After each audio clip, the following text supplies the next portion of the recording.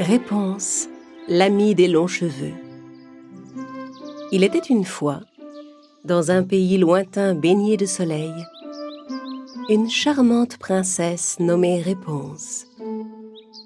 Elle vivait avec son bien-aimé, le prince Robert, dans le plus beau château du pays.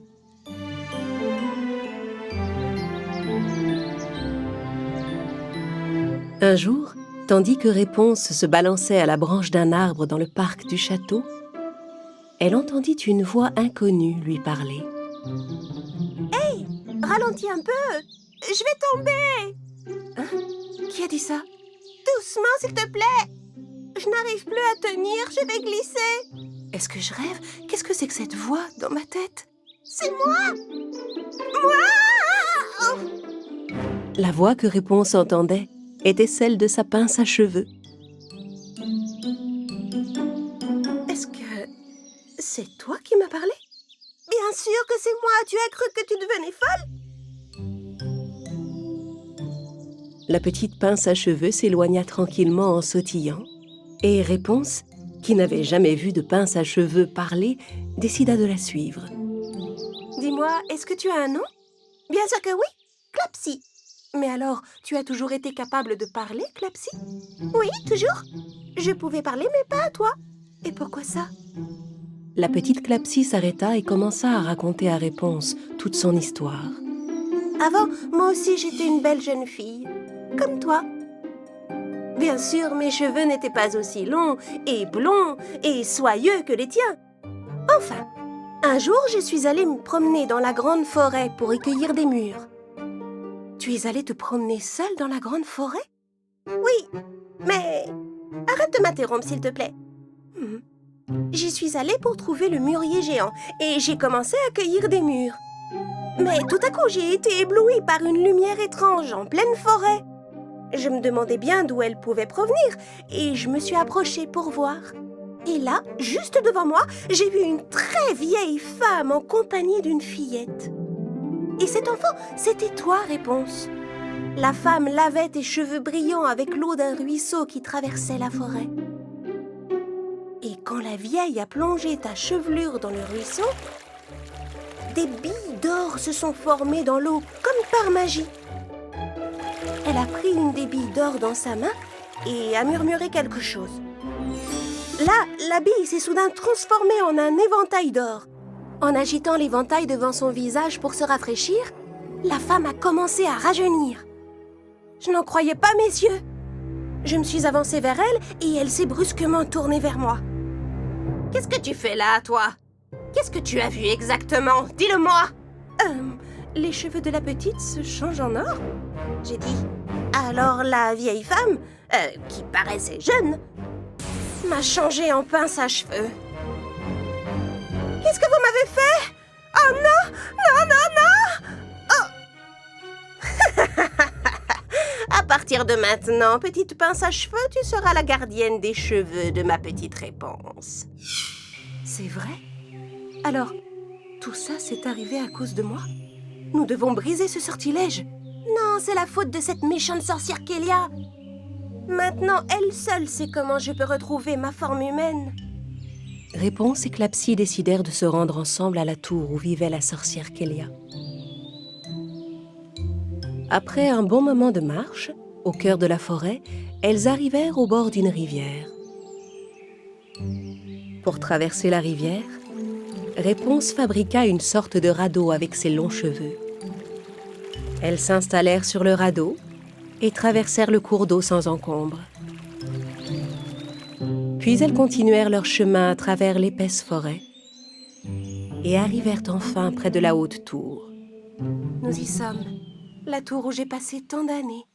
Mais comment tu comptes t'y prendre pour monter? Eh bien, commençons par faire un repérage à distance. Réponse accrocha Clapsy tout au bout de ses cheveux. De part et d'autre, elle fixa 2 grandes feuilles pour faire une sorte de cerf-volant. Puis elle lança l'extrémité de sa chevelure en l'air, en direction du haut de la tour. Et hop! Bon vol, petite pince à cheveux! Portée par le cerf-volant, Clapsy s'envola dans les airs jusqu'à la fenêtre et regarda à l'intérieur. Elle vit tout d'abord un balai ensorcelé qui balayait tout seul le sol de la pièce. Puis elle vit Kélia s'approcher et parler au balai.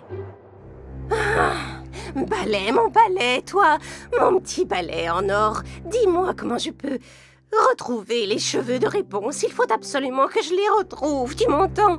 Je ne pourrai pas survivre plus longtemps sans mon or.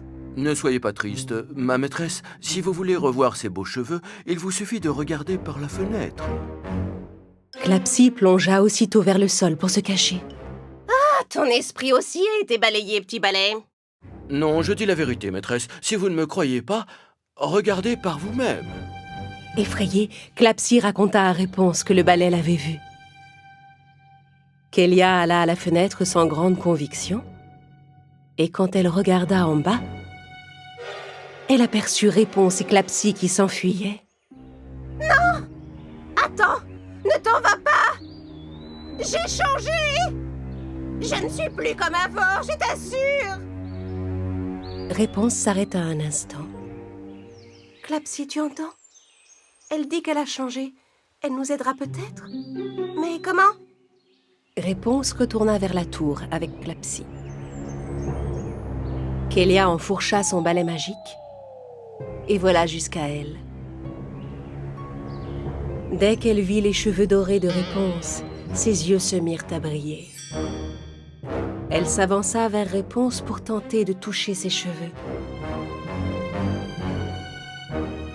N'approche pas trop, Kélia. Tu m'as tellement manqué, ma petite Réponse. Approche-toi, mon enfant, laisse-moi toucher tes cheveux, rien qu'un instant. Je te propose un marché, Kélia. Je vais te donner quelques-uns de mes cheveux, mais en échange, tu rendras à Clapsy sa forme humaine.